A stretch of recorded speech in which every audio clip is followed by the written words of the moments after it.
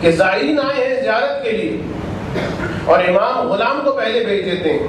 خط لکھ کر کہ جا کے ان سے کہہ دو. گھر کے باہر کھڑے، بیت الشرف کے باہر کھڑے تھے زائرین، صرف اس لیے کہ امام آئیں گے. کچھ پتہ نہیں کب زندان میں چلے جائیں، کچھ پتہ نہیں کہ کب نظر بند ہو جائیں. جیسے ہی امام باہر آئیں گے، ہم ایک مرتبہ امام کی خدمت میں، امام کے قدموں میں یا امام کا احترام. غلام نے خط پہنچایا اور خط میں امام نے لکھا تھا کہ جس وقت میں گھر سے باہر نکلوں خبردار مجھے سلام نہ کرنا، خبردار میرا احترام نہ کرنا، اس لیے کہ تمہاری جانوں کو خطرہ. اور انہی پرآشوب حالات میں سہارا دیا، خبریں خوش یا بشارت دی تو اس طریقے سے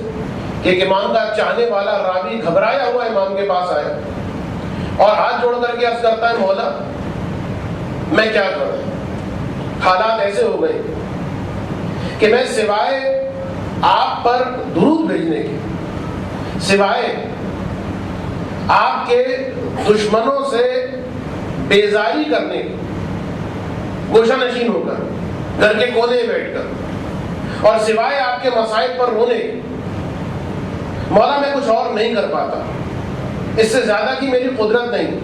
یعنی وہ یہ سوچ کے آگے بڑھا ہے، گھبرایا ہوا ہے، یہ سوچ کے آگے بڑھا کہ میرا مولا پریشانی میں ہے، مصیبت میں، میں ناچیز ہی صحیح لیکن کوئی تو امام کی مدد کرو. تو باقاعدہ یہ جملہ کہتا ہے کہ مولا مجھے خوف ہے قیامت میں میرے ساتھ کیا ہوگا. امام فرماتے میں نے اپنے باپ سے سنا، میرے باپ نے اپنے جد سے سنا ہے کہ جو بھی ان حالات میں اپنے امام پر درود بھیجتا رہے اور گھر کے کونے میں بیٹھ کر ہم اہل بیت کے دشمنوں سے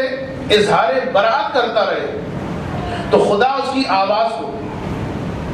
فرشتوں تک پہنچاتا ہے.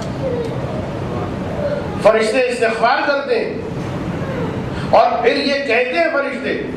کہ پروردگارا صلوات اللہ علی ھذا عبدک، کہ پروردگارا تیرا درود اور سلام ہو اس بندے پر کہ جو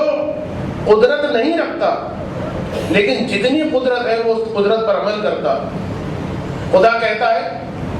کہ اے فرشتوں گواہ ہے نا، میں نے اس بندے کو نیک بندوں میں شامل کر لیا اور اس کو اس کے گناہوں کو میں نے معاف کر دیا. امام زمانہ بلند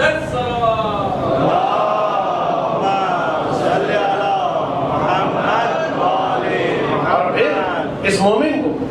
مولا نے ایک چھوٹا سا قالین کا ایک ٹکڑا دکھایا اور کہا کہ جان دو یہ ٹکڑا کون سا، اس پر کثرت کے ساتھ انبیاء نے، ائمہ نے، رسول خدا نے تشریف رکھی. بھائی سنتا ہے ایک مرتبہ آگے جا کر لپٹ جاتا ہے، کبھی اس کارپٹ کو بوسہ دے رہا ہے، کبھی امام کے پیشانی کو بوسہ دے رہا ہے، کبھی امام کے دست مبارک کو بوسہ دے رہا ہے. تو پرآشوب میں صبر کرنے والوں کا انعام مولا ارشاد فرما رہے ہیں